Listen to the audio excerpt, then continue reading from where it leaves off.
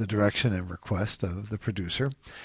Rod Stewart sings just a few lines of the song, and he's very politic, very nice, and he goes, just a sec, lads.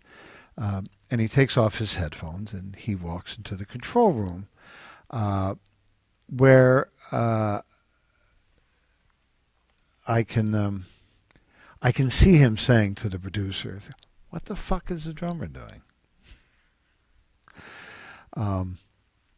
And eventually, I hear a drummer. I don't think he ever addressed me by my name, and I said, "Yeah."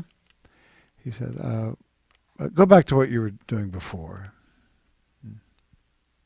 Okay. I saw him a bit later that evening in the hallway when we took a break, and as we crossed each other, for some reason, I stopped him. I said, "Hey, Richard." He said, "Yeah." I said, "I've got an idea."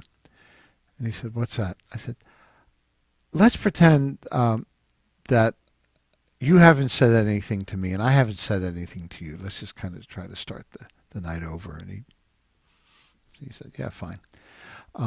And I don't know why I thought that was even worth suggesting, but I do remember saying that to him just because I felt it was a ridiculous bit of baggage to have there.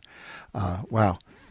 Telling the story, Saved by the Bell, Pioneer Asphalt. I wonder who that could be. Well, anyway, folks, it's been fun. Excuse me, I have to take this phone call. I'll see you.